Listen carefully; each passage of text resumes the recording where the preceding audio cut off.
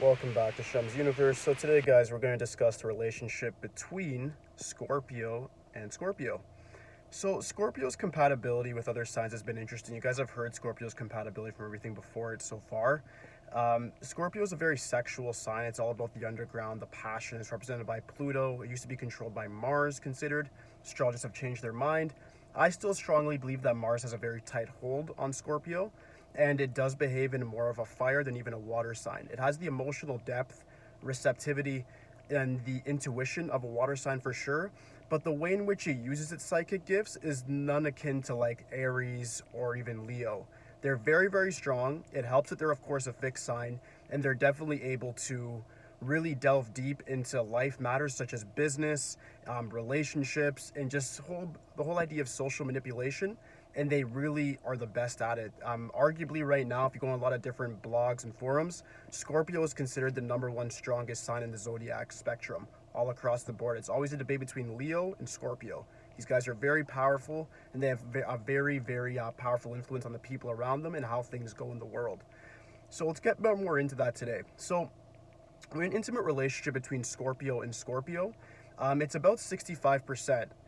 Unlike a lot of other signs that have a very high ratio when it comes to relationship compatibility when it's two of the same sign, these two don't quite have that due to the fact that Scorpio and Scorpio, they're both very much the same. When it comes to sex, it'll be nothing less than amazing, of course. They'll bring out the most wildest, darkest side of each other. Any fetishes that they may have is going to come out in this sort of relationship.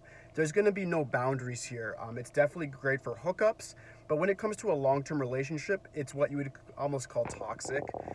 Reason being is, for one, the trust level is almost at a low.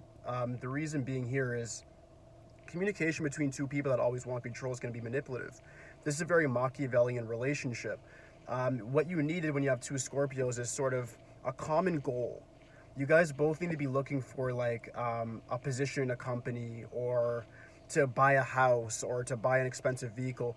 There has to be something going on in the shadows that's making you two get together, even in intimacy. It's also kind of come down to business. You guys are the perfect relationship that could be both business and pleasure, because the business is actually going to provide you guys with the grounding that you need in order to actually look at each other as on the same team.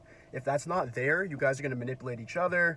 There's going to be a whole bunch of power plays going on, and the only thing that's going to be good about your relationship is pretty much going to be the sex. Everything else is going to be selling to one another and trying to just get more leverage, for lack of a better word.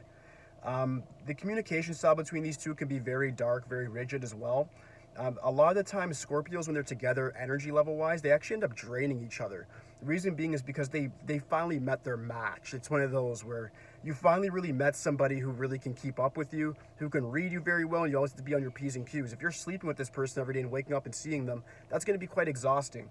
You guys got to learn to communicate and really let your weaker side show and be vulnerable with your partner, which is Scorpio's big nemesis, is being vulnerable.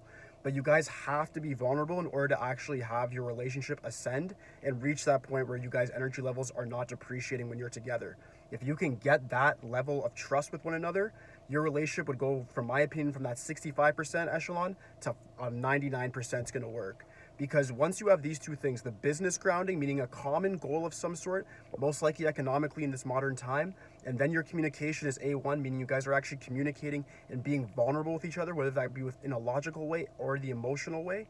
You guys need both. Once you have that there, you guys have a very, very solid foundation, and nothing can come between you two. But without that there's going to be adultery, there's going to be a lot of different plot lines, jealousy plays. All this stuff is going to come into effect, and it's going to lead you guys to break off, and it's going to be a very ugly breakup, because you guys are both fixed signs. You'll stay with each other even through the toxicity. I mean, you guys will stay together even through the bad of it. Everything that's bad that's happening, you guys will just stay together and try to just live through it and just say this is how a relationship's supposed to work, or you're not even going to think about it because your mind is just that rigid. So make sure that you have that. I'm going to repeat it again. The communication where you guys are being vulnerable from an intellectual standpoint, an emotional standpoint, and you guys both have a common goal that you can work towards that provides grounding to your relationship. When you guys have that, you guys are going to operate in a very effective way. You guys can be Machiavellian to the people around you, but you guys can actually be lovers together and then really let your guard down. And instead of actually draining each other, you can recharge. Okay? When it comes to the business compatibility between these two, this is great, 95%. guys are going to work. You guys can do anything under the sun, from running a junkyard to running a Fortune 500 company. The reason being is because you guys are both able to look at a business structure, understand what each of you guys' strengths and weaknesses are, and then pinpoint what each of you guys are going to do, and then make sure you maximize the capabilities of each other. So in a business setting, you guys are very much able to get things done. Only weakness here, I'd say, is power plays. Again, Scorpio loves power. This is something I recommend having 50-50 control here. Meaning, if you guys are getting into a business together, make sure it's 50-50 control. If somebody's already started something, then of course the Scorpio at second. You're gonna have to let the person that originated this business or the innovator of the business, of course, have a little bit more of a degree of control. But definitely you're a very big part of the mechanism and how it's working. Understand that. I'm sure there'll be a common respect between you guys. You guys are very much extremists. You guys are workaholics. You guys are very, very strong when it comes to economic success. So this is definitely an A1. You guys have Mars really works powerfully with you guys. You guys are going to be very aggressive in the economic realm and definitely achieve success. I have no doubt about that. Like I said, any business under the sun for you guys will work once you guys have set your mind to it. It's going to be very hard to shake you guys off, if anything. Last but not least, a friendship. Friendships can last between you guys if you guys are able to respect one another in that certain capacity. Just meaning you're not looking at the person like an enemy. If at least you guys can respect each other enough to be like an ally to each other, meaning Scorpios don't really let anybody in that close. I understand that. Even if they're a best of friend, they might not even know the privacy or the certain private aspects of you.